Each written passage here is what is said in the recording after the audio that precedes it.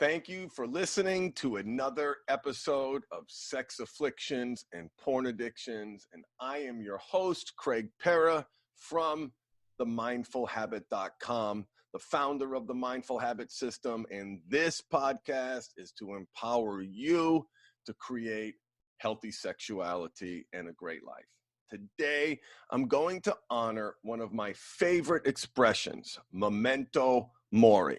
If you've never heard that expression, it is Latin for remember death. In fact, I have it tattooed on my arm. Listen, I like attention, right? Memento mori, remember death. And it's not a morbid fascination with death. It is a reminder. It is a reminder that I am going to die. My dog is going to die. My wife is going to die. God forbid, my children before me. We don't know. We have absolutely no idea when that day is going to come. And reflecting on that, I feel I know is very empowering for me. I don't sweat the small stuff. I got big picture in mind. I do what's most important. My actions reflect my values and my goals. And today, I want to share with you the 5 primary regrets of people at the end of their lives. So today, I'm going to be the ghost of Christmas future. Do you remember Charles Dickens' A Christmas Story? This is the ghost who took Scrooge into the future. And today, I'm going to take you into your future if you don't change your ways. Or at a minimum, this is certainly a future that you want to avoid at all costs. Because let's face it, life is too short to suck.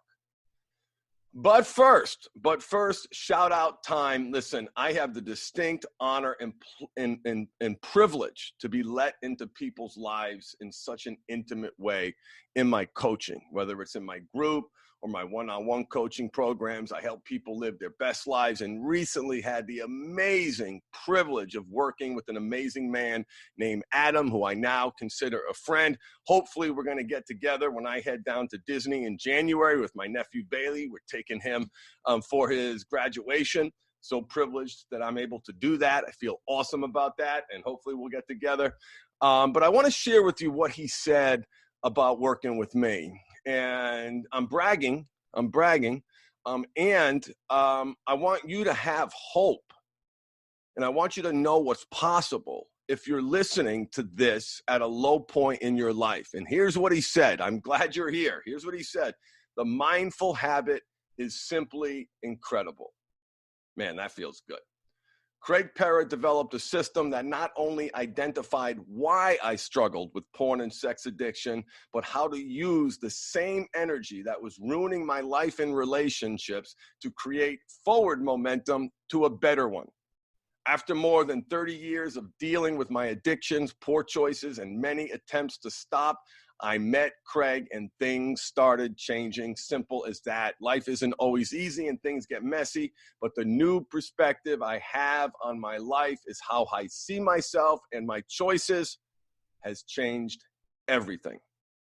See, one of the things that needs to change on your journey is perspective. So let's start by shifting that perspective, and let's start working on that now. And by reviewing the 5 most common regrets of the dying. And as I do so, I want you to honestly look in the mirror. And let's just pretend, right? We're going to do a hypothetical. If you were, God forbid, as my mother used to say, or my mother says, diagnosed with a terminal illness today with weeks to live, how many of these regrets that I'm going to get into apply to you? Remember, I'm the ghost of Christmas future, so if this future applies to you, I'm going to tell you how you can start taking action right now to change your ways. So, 5 regrets of the dying. I have been sharing this article for years, and if you Google regrets of the dying, it's the first one that's going to come up. The author is an incredible woman named Bronnie Ware. Okay.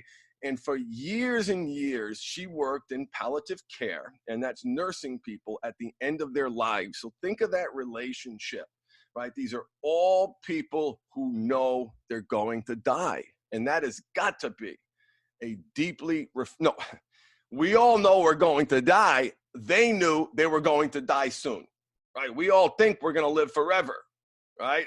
Maybe I got another 40 years left. I'm 48 now. I'll live to 88 years old, maybe. But I got some mental challenge. I've got mental challenges, but I got some physical challenges. I don't know how long I'm going to live, but I do know that for every second that I'm on this planet, I'm going to try to live my best life. So how many of these apply to you? Let's dig in. All right. So here's the first one, and this is the most common one. Oh, okay. There's first a little bit more about Bronnie. So she's the author of the international best-selling memoir, The Top 5 Regrets of the Dying, and you can find her website at bronieware.com, BRONIEWARE.com. So she turned this into a book, and that book was an international bestseller, and you're going to see why. All right, so let's go.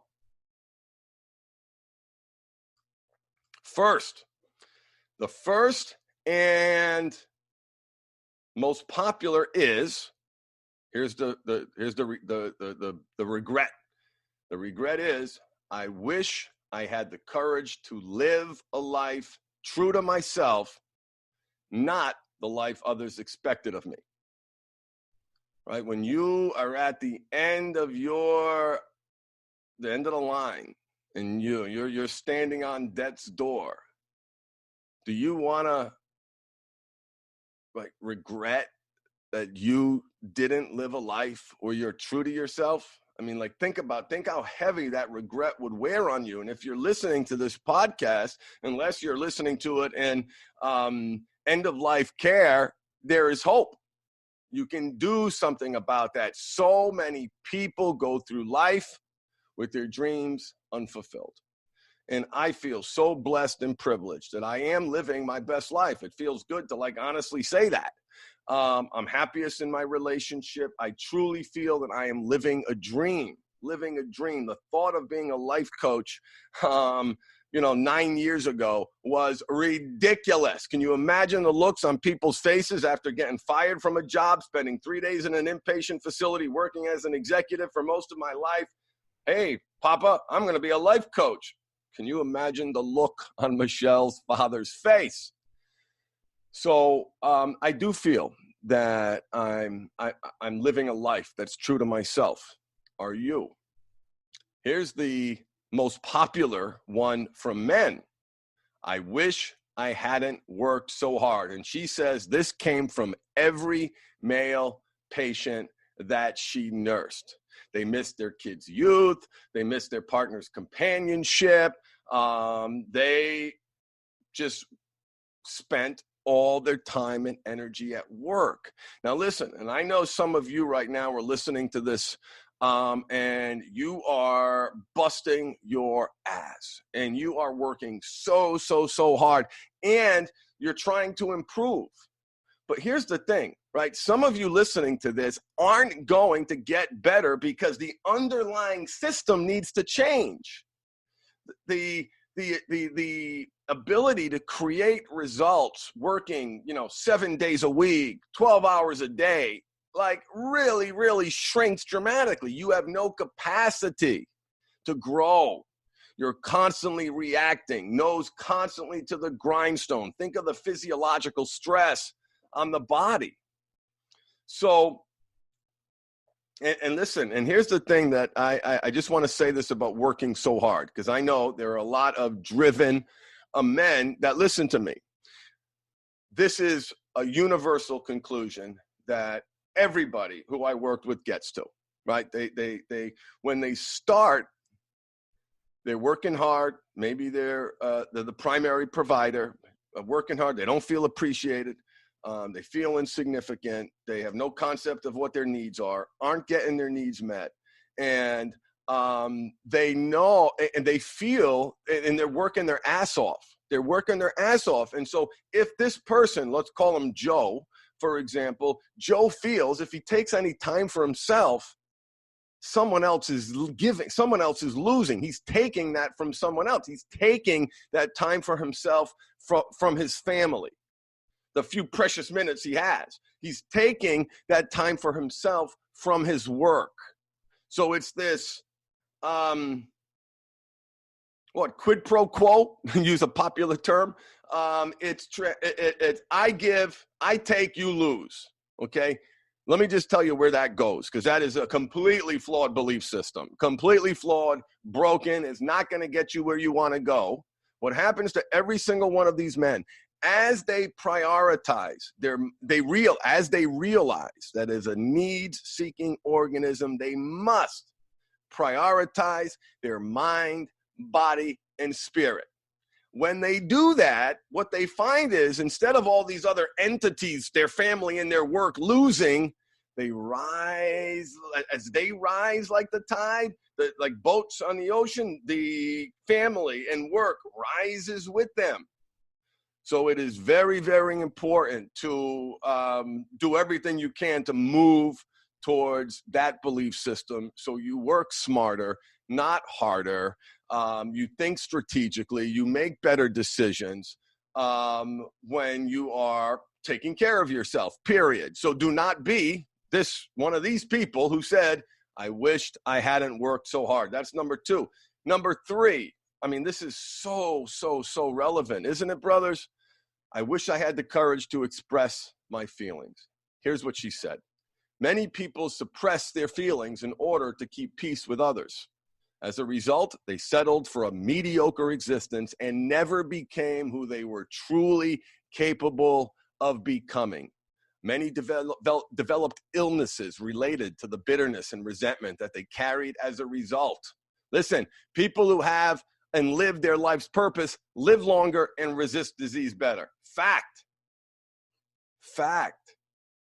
And so many of you struggling with sex addiction and porn addiction, what does that even mean? And I'm going to do a podcast on that. What does that even mean? It means low self-control, low self-awareness, low self-control, lack of empathy, and incredible ability to compartmentalize, unhealthy sexuality, and not living a purpose-driven life. And the courage to express your feelings comes under the self-awareness category. Most of my clients, when they start with me, have no idea what their needs are, let alone realize that they need to get them met in a healthy, constructive way. Their relationship with conflict is broken.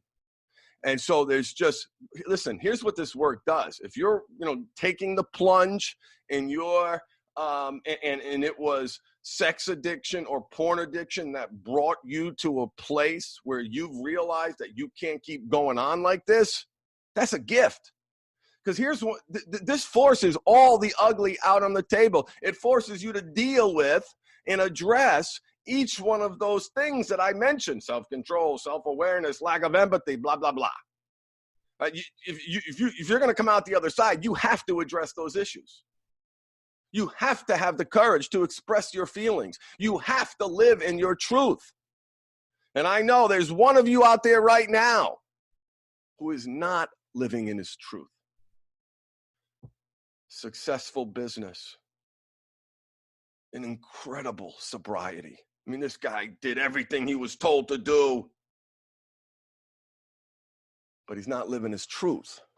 He's not expressing himself. He's not sharing how he feels. He's in a very difficult relationship, and I love him dearly, and I want him to do well. This is a message to him and to you if you connect with this. If you connect with number 3, I wish I had the courage to express my feelings. It is so important for you to feel like you are living in your truth.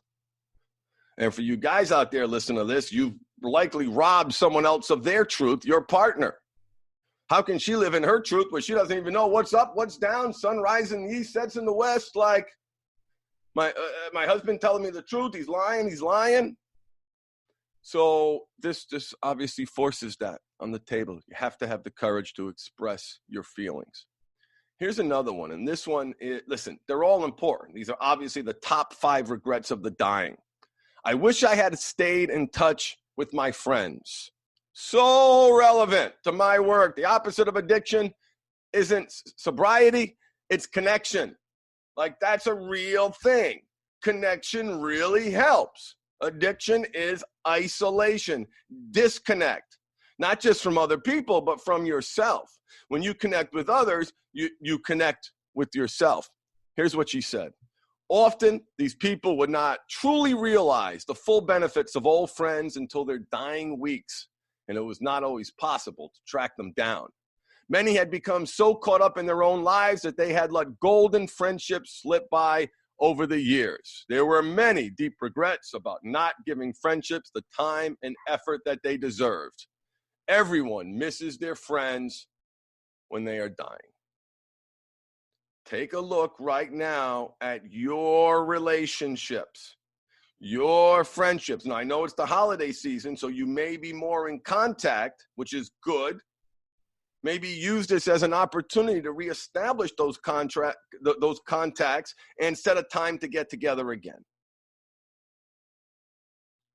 When you're dying, everyone misses their friends. Heavy, right? Here's another one. And certainly if you're addicted to sex and porn, this one, will apply to you. I wish that I had let myself be happier. Okay, and here's what she said. This is a surprisingly common one. Many did not realize until the end that happiness is a choice. They had stayed stuck in old patterns and habits. Hello? The so-called comfort of familiarity overflowed into their emotions as well as their physical lives. Fear of change had them pretending to others and to themselves that they were content, when deep within they longed to laugh properly. They longed to laugh properly and have silliness in their life again. When you are on your deathbed, what others think of you is a long way from your mind. How wonderful to be able to let go and smile again long before you are dying.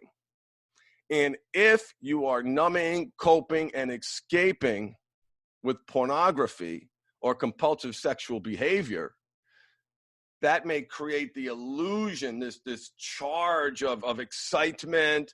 If there's infidelity, the charge of the stranger, the significance of being desired. Are you happy? Are you happy? I had someone call me and tell me about their just compulsive behavior. This was somebody who was just recently waking up to the reality that their lives were out of control. Sex with 2 women a day. It sounded like an exaggerated story. And this person, but he's calling me, but there's almost a bragging element, right? Because there's a sense of conquest. See, what that behavior is giving him, it's giving him significance, because he feels so insignificant on the inside that he's getting that significance need met externally. And I asked him, are you happy? Long pause. Awkward silence. Big breath. Tears running down his face. Of course he wasn't happy. Of course he wasn't happy. Life is a choice. It's your life. Choose consciously. Choose wisely. Choose honestly. Choose happiness. Choose happiness. So, reflect on those 5 regrets. Think about, if you were to die soon, what other regrets that you may have. Right? Maybe your list is longer. Maybe there are some other ones. How many of these apply to you? Really, how many of these apply to you? Do you know how many of them apply to me? None. I'm living a dream. I'm the closest I've ever been with my wife. I help people for a living. I feel good about myself. I proactively manage my triggers. I can respond to my negative emotions in a way that I learn and grow from them, because of course we react negatively. And by the way, podcast coming, I'm going to be talking about how to use every negative reaction as a serious growth opportunity. I'm really excited how I've packaged a number of important lessons together in a way that helps you use those negative reactions. So in a few more episodes, you have that coming. So I have ample time to take care of myself. As many of you know, 7 car accidents, 6 concussions, fractured skull, low back surgery, jaw surgery, stabbed in the neck, could have my soldier operated on, could have 2 discs replaced in my neck, could have hip surgery, but I've kept those at bay because of my self-care. And I want to, particularly the neck surgery, I want to never get that. I want to never get that. And so I built a life for myself that allows me to counterbalance my physical challenges, my mental health challenges, where I have the time to do what I need to do in order to be my best self. So I built this life for me, and you can build your life for you. So finally, if you are struggling with building the life that you want for yourself, the first person that reaches out to me at 877-769-3790 or info@themindfulhabit.com, I'm going to give you 50% off the group coaching program. That's a savings of $1,000. Just mention the word podcast, and I'm going to give you that discount. All right. So that's only if you need help. If you're struggling to build the life you want and you need help, just like in your business, like it ain't working, you need help, you go outside. Well, that's when you bring me in, when you need that structured, intense support, okay? Just be sure to mention podcast. And until next time, feed the right wolf inside you and embrace your power of choice.